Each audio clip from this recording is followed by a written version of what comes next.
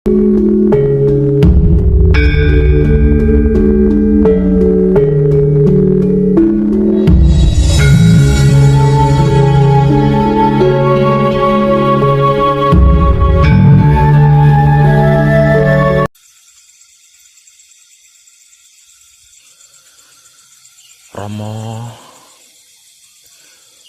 nyuwun pangestu lan pengayoman kanthi teguh rahayu slamet.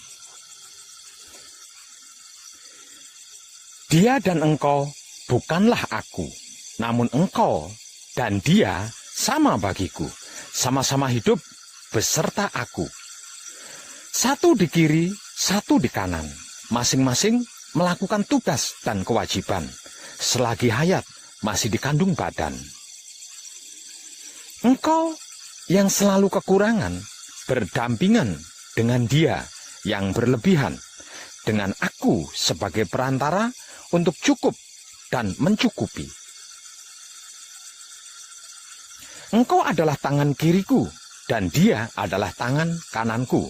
Aku adalah cakra otakmu yang merencanakan segala sesuatu. Saya adalah manusia, dia adalah seorang hamba si pengembara, dan aku terkandung di dalamnya. Maka adalah saya terdiri dari engkau, aku, dan dia. Satu, namun sebenarnya tiga. Jika dipelajari sampai sedalam-dalamnya, bunyinya tiga, namun nyatanya satu bagiku. Begitulah pemecahanku yang menghasilkan pemisahan antara jiwa dan raga.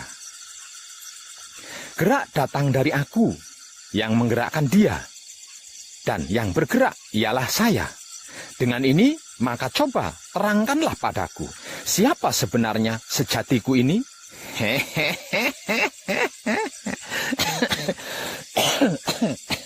Edan tenan.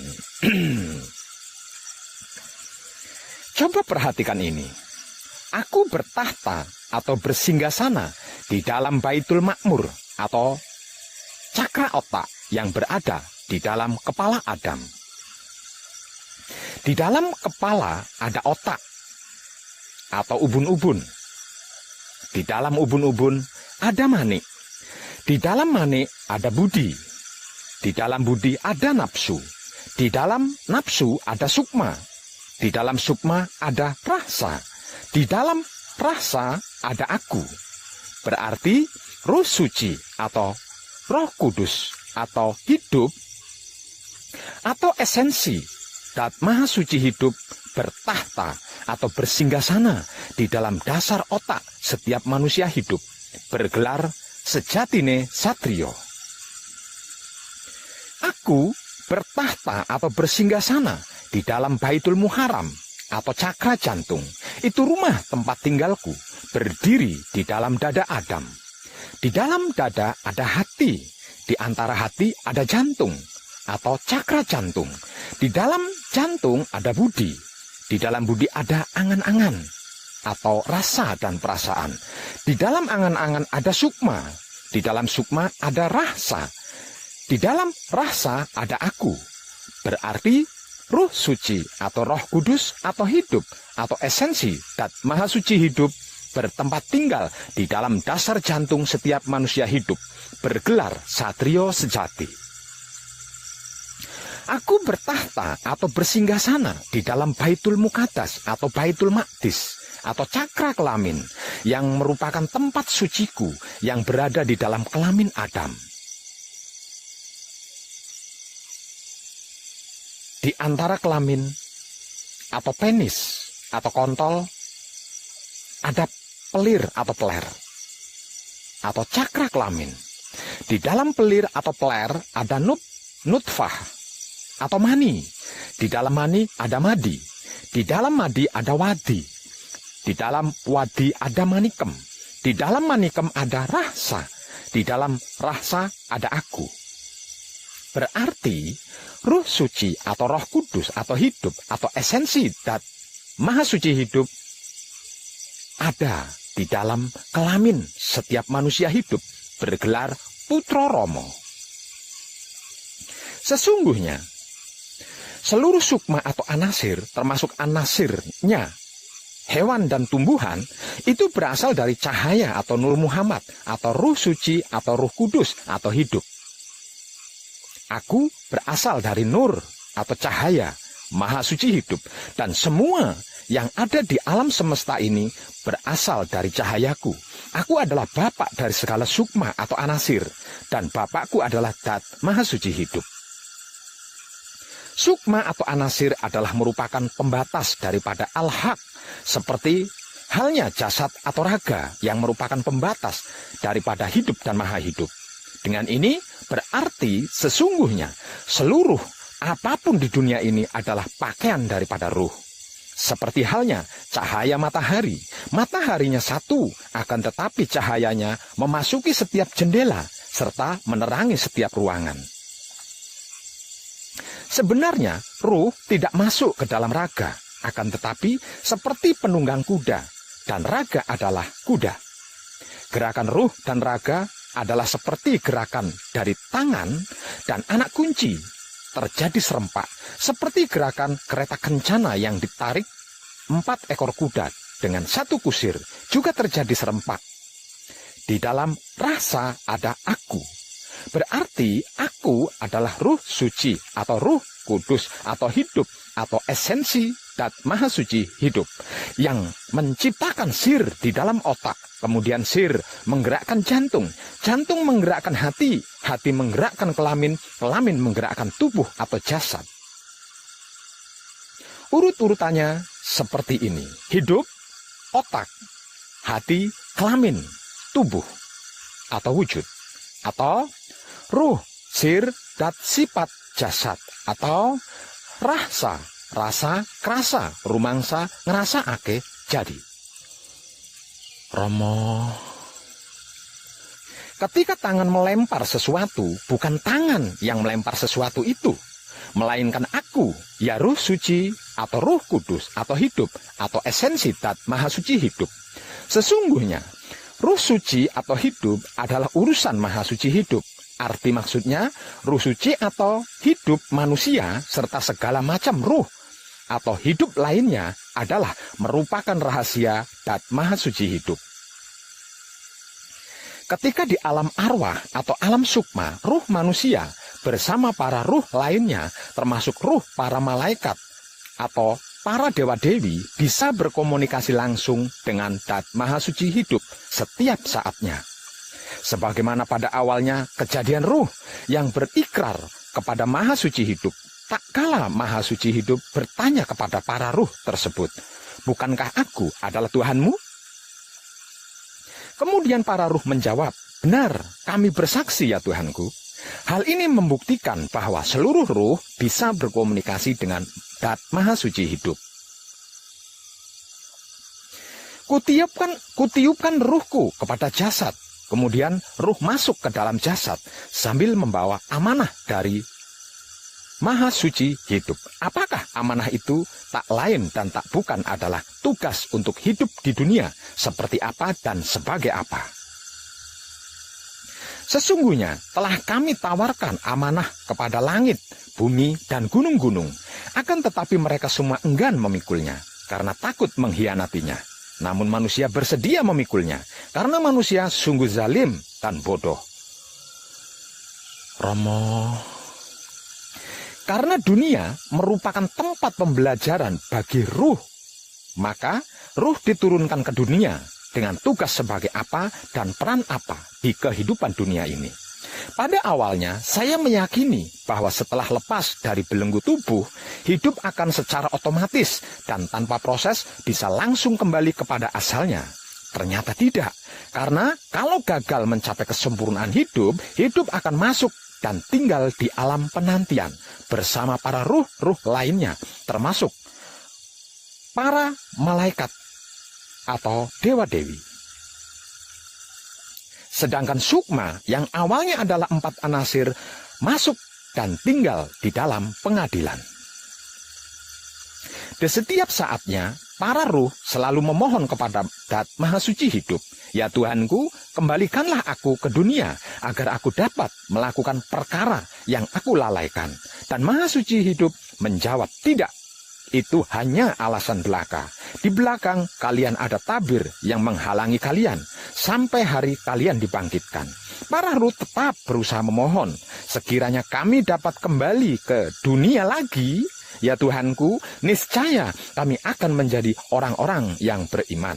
Dan Maha Suci Hidup menjawab, "Sesungguhnya hal ini menjadi keterangan yang nyata, namun kalian tidak mau percaya." Namun tidak sedikit permohonan para ruh ini terkabulkan. Dan inilah yang disebut sebagai reinkarnasi, yaitu lahir kembali ke dunia dengan wujud yang berbeda dan sebagai apa yang berbeda pula.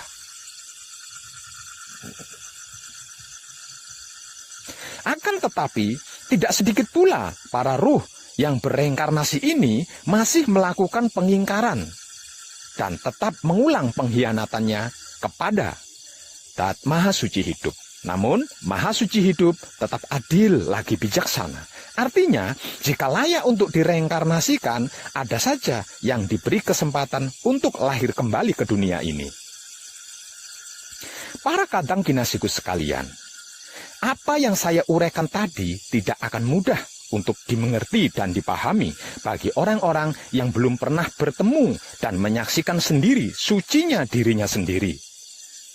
Pepatah lama mengatakan, "Tak jumpa maka tak kenal, tak kenal maka tak cinta, tak cinta maka tak iman." Berikut ini adalah titik terkecil tentang alam semesta seisinya, atau Kanjeng Rama Sejati Gusti Prabu Heru Cokrosemono, yang selama proses perjalanan sejarah dunia belum ada yang mengungkapnya secara umum, terbuka, dan universal. Entah karena takut atau karena ada intrik di dalamnya, atau Romo, cinta kepada Dat Maha Suci Hidup semata, dan cinta kasih sayang yang sesungguhnya adalah rahasia Dat Maha Suci Hidup itu sendiri. Sebab cinta kasih sayang adalah gerak-gerik Ruh Suci atau Roh Kudus atau hidup atau esensi Dat Maha Suci Hidup. Karenanya dibutuhkan kesadaran rasa untuk itu. Bagaimana cara dan teknik serta metodenya agar supaya kita bisa mengenal Maha Suci Hidup? Di manakah ia? Kemana kita harus mencarinya? Apakah harus ke Mekah? Ataukah India? Atau ke negeri Cina? Apakah demikian jauhnya Dat Maha Suci Hidup itu berada? Apakah kita tidak tersesat nantinya jika jarak tempuhnya sejauh itu?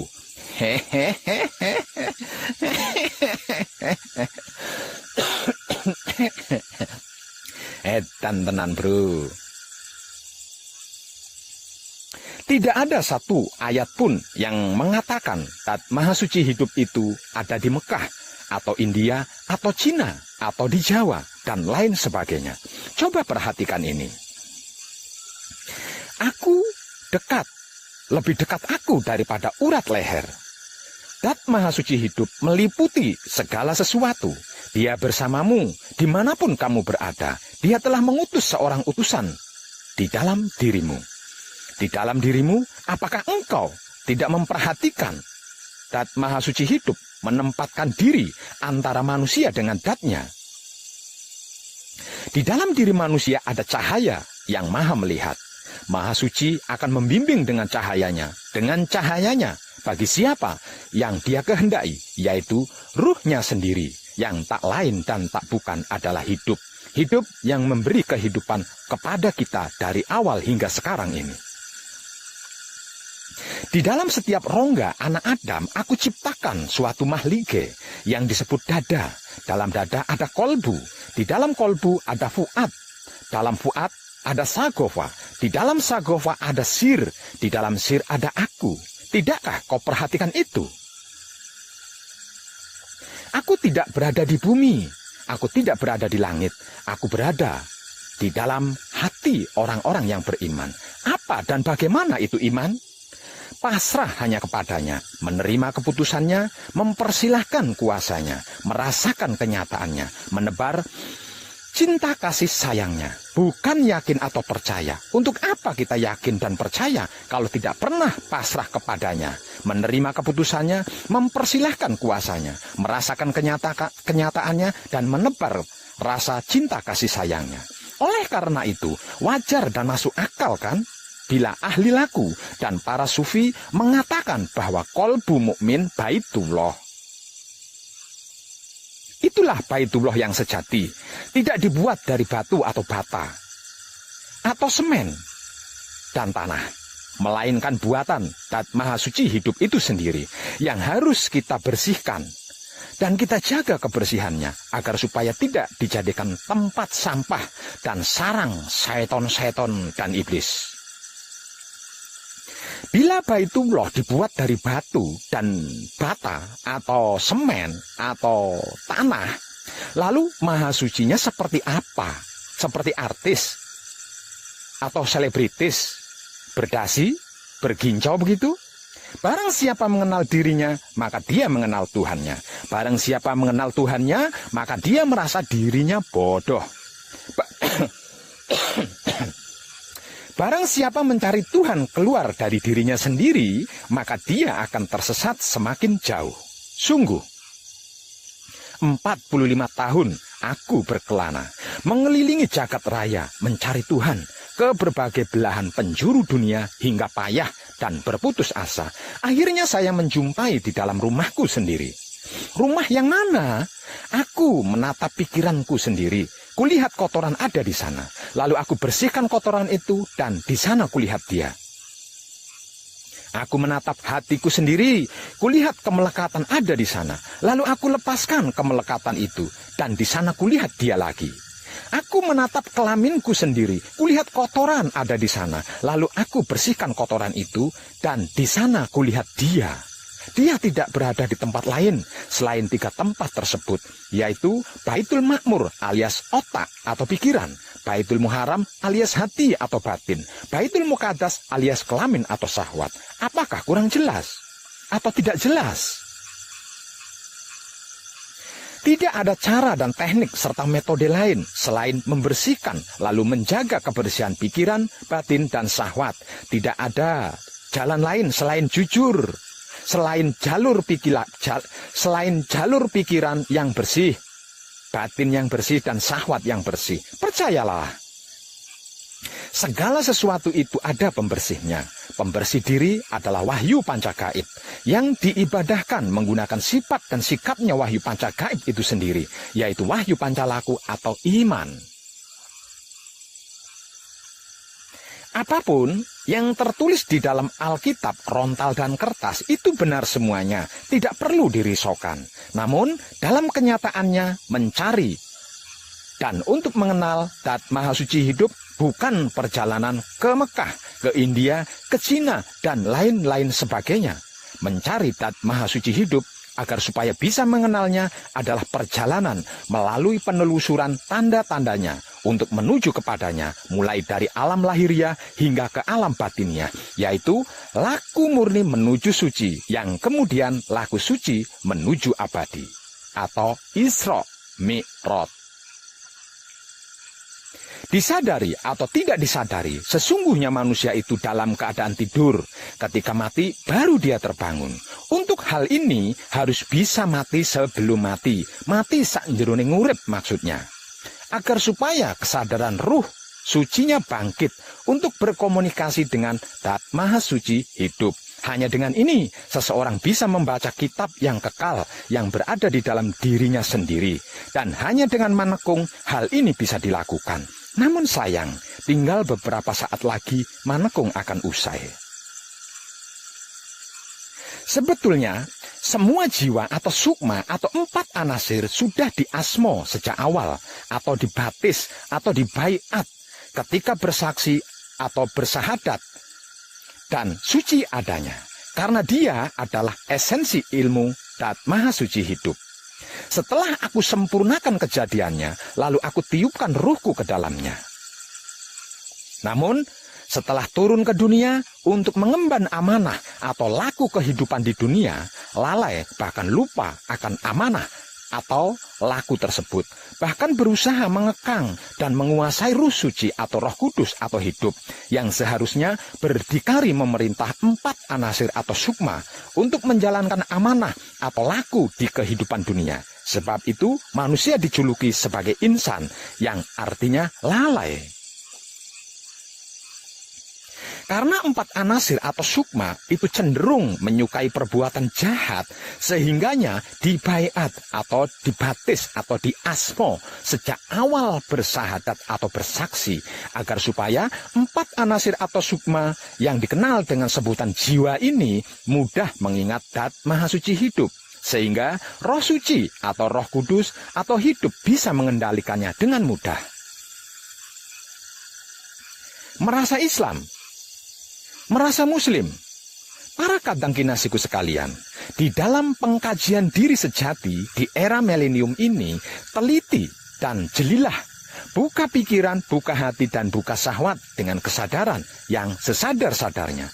Jangan mudah percaya kalau belum mengalami dan merasakan sendiri, serta menyaksikan sendiri ada banyak jebakan emen di dunia ini yang dibuat oleh para ahli politik zaman dulu, bahkan saudara-saudari kita sendiri di zaman sekarang yang belum tercerahkan. Rasulullah Shallallahu Alaihi Wasallam bersabda, urusan dunia engkau lebih tahu, tata cara beribadah ikutilah caraku. Yang menjadi beberapa pertanyaannya sekarang adalah, bila pegangan kita Al-Quran dan Sunnah Rasulullah, kenapa kita tidak mengikuti tata cara beribadahnya Rasulullah ketika di Gua Hiro? Apa yang dilakukan Rasulullah di Gua Hiro sehingga beliau bisa menerima wahyu Allah? Waktu itu belum ada Al-Quran dan tata cara sholat seperti sekarang loh. Kenapa tidak bertafakur di Masjidil Haram? Kenapa Rasulullah menetap di Madinah, tidak kembali ke wilayah Mekah? Apakah karena Mekah sebagai wilayah musuh bebuyutan Nabi Muhammad? Apakah mungkin Nabi Muhammad secara tersamar memperingatkan umatnya agar tidak terkecoh karena terpesona oleh situs Ibrahim di Masjidil Haram? Kenapa disebut Masjidil Haram? Apakah ada kaitannya dengan surat At-Taubah ayat 107 dan 108? Dan ada yang mendirikan masjid untuk menimbulkan bencana, untuk kekafiran, dan untuk memecah belah di antara orang-orang yang beriman, serta untuk menunggu kedatangan orang-orang yang telah memerangi Allah dan Rasul-Nya sejak dahulu. Mereka dengan pasti bersumpah, kami hanya menghendaki kebaikan, dan Allah menjadi saksi bahwa mereka itu pendusta. Surat At-Taubah ayat 107. Jangan engkau melaksanakan sholat dalam masjid itu selama-lamanya. Sesungguhnya masjid yang didirikan atas dasar takwa sejak hari pertama adalah lebih pantas engkau melaksanakan sholat di dalamnya. Di dalamnya ada orang-orang yang ingin membersihkan diri. Allah menyukai orang-orang yang bersih. Surat At-Taubah ayat 108. Bila kita bersedia membaca catatan kaki Al-Quran dan terjemahannya di Departemen Agama Republik Indonesia, bahwa yang dimaksud dengan orang-orang yang telah memerangi Allah dan Rasul-Nya sejak dahulu, yang dimaksud dalam surat At-Taubah ayat 107 adalah seorang pendeta Nasrani yang bernama Abu Amir, yang ketika itu sedang membawa tentara Romawi dari Syria. Orang Arab jahiliyah menunggu mereka di masjid yang mereka dirikan, namun ternyata Abu Amir mati di Syria. Dia tidak jadi datang, sehingga tidak jadi perang. Sedangkan di dalam surat At-Taubah dikatakan telah memerangi Allah dan Rasul-Nya seperti telah terjadi perang. Surat At-Taubah adalah satu-satunya surat di dalam Al-Quran yang tidak diawali basmalah atau bismillah. Surat At-Taubah menceritakan kemusyrikan dan kemunafikan orang-orang Arab jahiliyah, bukan mengisahkan perang dengan kaum Nasrani. Para pendeta Nasrani di Madinah sudah beriman kepada Allah dan mengakui kerasulan Muhammad Sallallahu Alaihi Wasallam. Di kota Madinah pada zaman itu, golongan Yahudi, Nasrani, dan golongan Islam hidup berdampingan. Madinah artinya madani, matan. Apakah mungkin pendeta Nasrani Abu Amir yang sudah beriman kepada Allah mau bersekutu dengan golongan penyembah berhala? Pada zaman jahiliyah, konon kabarnya bangunan utama di kota Mekah adalah Masjidil Haram. Bangunan serbaguna selain untuk kegiatan ibadah juga dipergunakan untuk kegiatan lain seperti untuk berkumpul, untuk bertransaksi, bisnis, dan lain sebagainya. Konon sejarahnya, sewaktu perang Badar, Masjidil Haram itu dipergunakan oleh kaum musyrikin untuk menghimpun kekuatan serta dipergunakan untuk menunggu pasukan yang memerangi Allah dan Rasul-Nya. Pertanyaan berikutnya,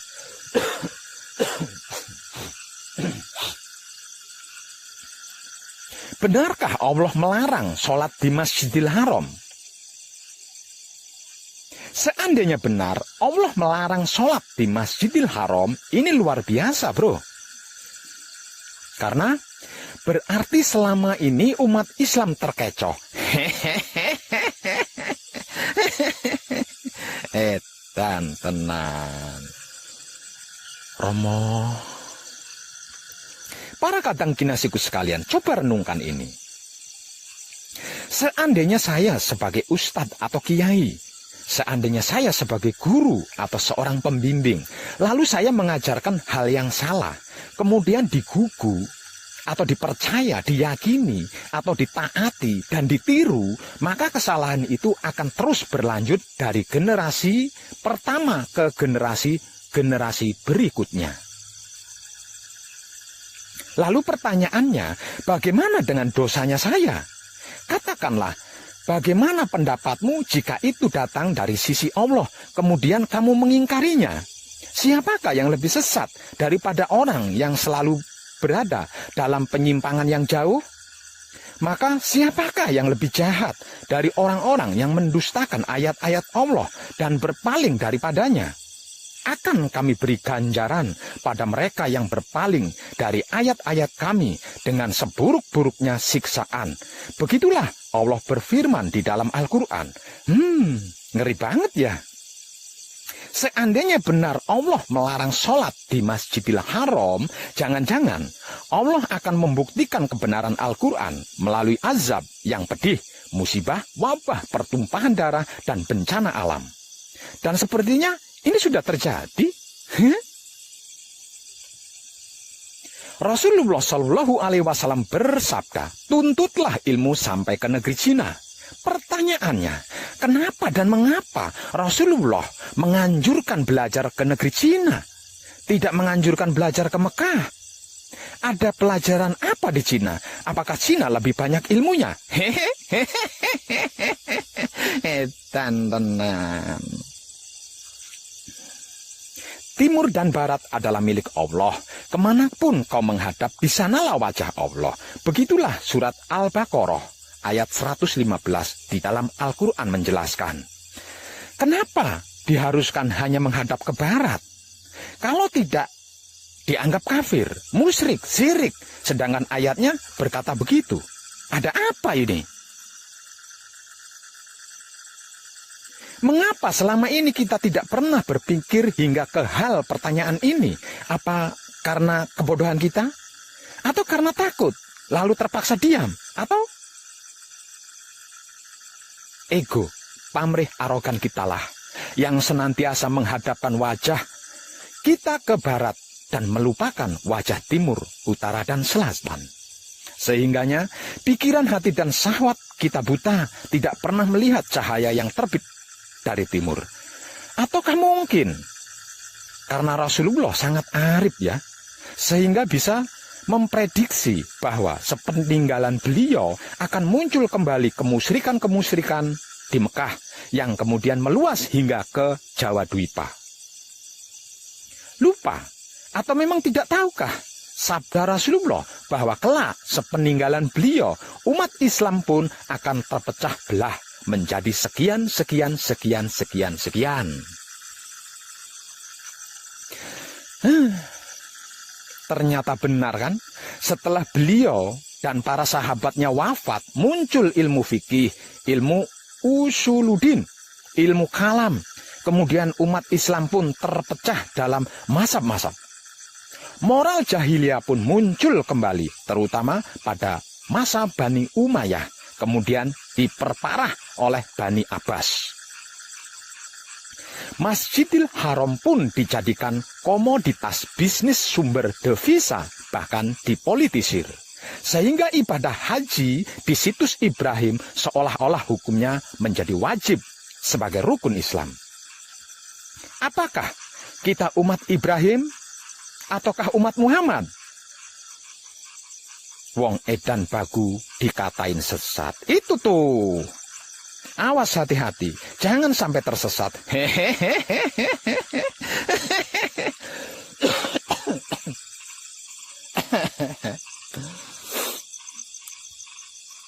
Edan tenan. Barang siapa mengenal dirinya, maka dia mengenal Rabb-nya. Barang siapa mencari Allah keluar dari dirinya sendiri, maka dia akan tersesat semakin jauh. Berarti bila kita mencari Allah ke Mekah, India, Cina, Inggris, Jawa, apakah akan tersesat? Adakah ayat-ayat Al-Quran dan kitab-kitab yang lain yang menyatakan Tuhan ada di Mekah, India, Cina, Inggris, Jawa, dan lain-lain? Sucikanlah rumahku, janganlah kamu mempersekutukan aku dengan apapun. Sucikanlah rumahku. Rumahku yang dimaksud tidak dikatakan di Mekah, India, Cina, Inggris, Jawa, dan lain-lain sebagainya. Yang pasti, kita tidak boleh mempersekutukannya dengan apapun. Dan yang jelas, aku bertahta di dalam Baitul Ma'mur yang berada di dalam kepala Adam. Aku bertahta di dalam Baitul Muharram. Itu rumah tempatku berdiri di dalam dada Adam. Aku bertahta di dalam Baitul Muqaddas atau Maqdis yang merupakan tempat suciku yang berada di dalam kelamin Adam. Apakah ini kurang jelas atau tidak jelas? Bila Baitullah atau rumah Tuhan dibuat dari batu atau bata atau beton atau semen atau tanah, lalu Allahnya seperti apa? Lagi pula, apakah ini tidak mempersekutukan Allah? Apakah ini tidak musyrik? Allah menciptakan jin dan manusia agar beribadah hanya kepadanya. Dan khusus untuk yang disebut manusia, aku ciptakan manusia dengan cara yang sempurna. Karena penciptaannya sempurna, berarti bahan dasarnya juga pasti sempurna kan? Yaitu Dat yang maha sempurna. Setelah aku sempurnakan kejadiannya, aku tiupkan ruhku ke dalamnya. Berarti Dat Allah bersemayam di dalam setiap ciptaannya, terutama di dalam diri manusia. Baik mata belo maupun mata sipit, hidung mancung maupun pesek, kulit hitam, putih, coklat maupun kuning atau abu-abu sekalipun. Tidakkah terpikirkan hal ini oleh kita selama ini? Katanya kita cerdas. Kalau dibilang dungu, goblok, bodoh, tidak mau, marah. Maunya dikatain super cerdas. Kecerdasan pikiran kita tidak sampai di kebagian ini. Lalu apa gunanya? Apa manfaatnya? Para kadang kinasiku sekalian, Dat Allah bisa berada di dalam semua makhluk ciptaannya. Misalnya di dalam bunga yang berwarna-warni, sehingga tampak indah. Dat ilahiyah menjadi tersembunyi di dalam semua makhluk ciptaannya, seperti halnya biji gandum. Setelah menjadi roti, biji gandumnya tidak tampak lagi, namun dat gandumnya tetap ada tersembunyi di dalam roti. Iya apa iya, hayo? Di sisi lain, Dat Allah meliputi segala sesuatu. Berarti alam semesta termasuk planet bumi kita ini, tempat kita berada ini, ada di dalam jubah Allah. Kita semua tenggelam atau bakok dalam Tuhan. Bila jubah Allah itu bulat seperti bola, maka kita semuanya seperti berada di dalam bola. Yang kemanapun kita menghadap, baik ke kiri, ke kanan, ke atas maupun ke bawah, di sanalah wajah Allah. Dia ada di mana-mana, namun dalam keesaannya, dia tidak kemana-mana. Percayalah. Di dalam setiap rongga dada anak Adam, aku ciptakan suatu mahlike yang disebut dada. Dalam dada ada kolbu, dalam kolbu ada fuad, dalam fuad ada sagofa, dalam sagofa ada sir, di dalam sir ada aku, tempat aku menyimpan rahasia. Aku tidak ada di bumi, aku tidak ada di langit, tapi aku berada di dalam kolbu mukmin yang benar. Iqra kitab bako, kafa binapsika al-yauma alaika hasbi. Bacalah kitab yang kekal, saudara-saudariku, yang senantiasa dimuliakan Allah. Bacalah kitab yang kekal yang berada di dalam diri kalian sendiri, agar terbuka seluruh hisab. Allahu batinul insan, al-insanu dohirullah. Allah itu batinnya manusia. Manusia adalah wujud realitasnya Allah. Al-insanu siri wa ana siruhu. Rahasia kalian adalah rahasiaku.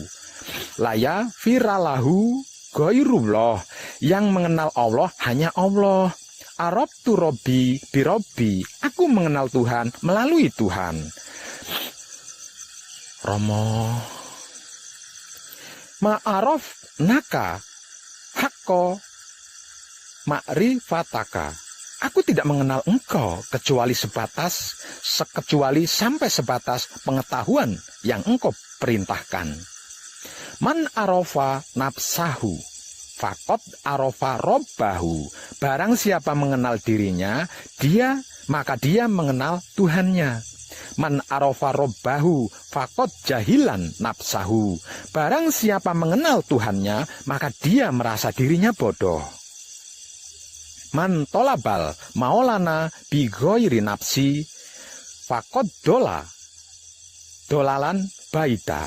Barang siapa mencari Tuhan keluar dari dirinya, maka dia akan tersesat semakin jauh. Kenapa? Kenapa dan mengapa kita tidak mau peduli akan ayat-ayat tersebut? Kenapa? Kenapa dan mengapa? Pak Web, benarkah yang Pak Web informasikan bahwa kita bisa bertatap muka secara langsung dengan Allah dan manunggal abadi secara sempurna dengannya? Kalau kurang yakin dengan informasi dari saya Web, mari kita lihat surat Al-Baqarah ayat 1 yang berbunyi Alif Lam Mim. Mengapa? Mengapa ayat ini kok dibaca? Mengapa ayat ini kok tidak dibaca alam atau alim?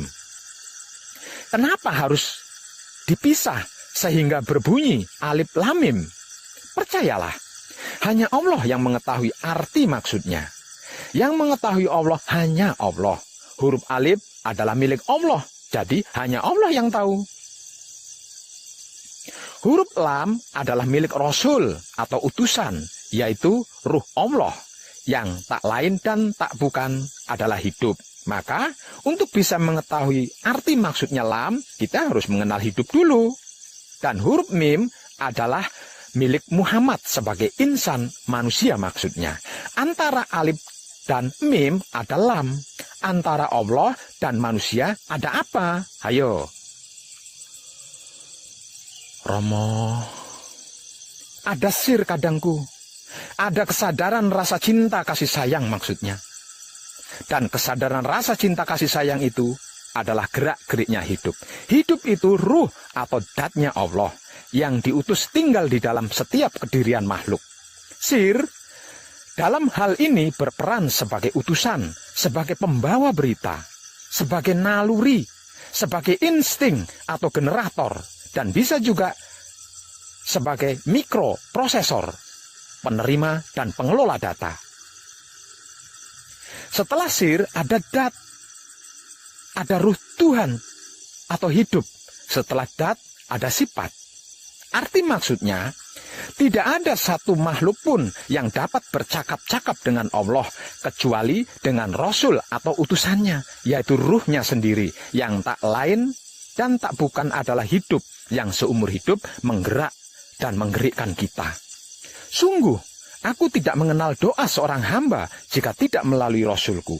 Petunjuk Allah itu melalui sir dan sifat, arti maksudnya melalui kesadaran rasa cinta kasih sayang. Sir, arti maksudnya adalah kesadaran. Dat, arti maksudnya adalah rasa. Sifat, arti maksudnya adalah cinta kasih sayang. Jadi, sir dan sifat itu adalah kesadaran rasa cinta kasih sayang. Kesadaran rasa cinta kasih sayang inilah gerak-gerik hidup yang menggerakkan tubuh dan menggerikkan pikiran hati syahwat kita selama hidup ini.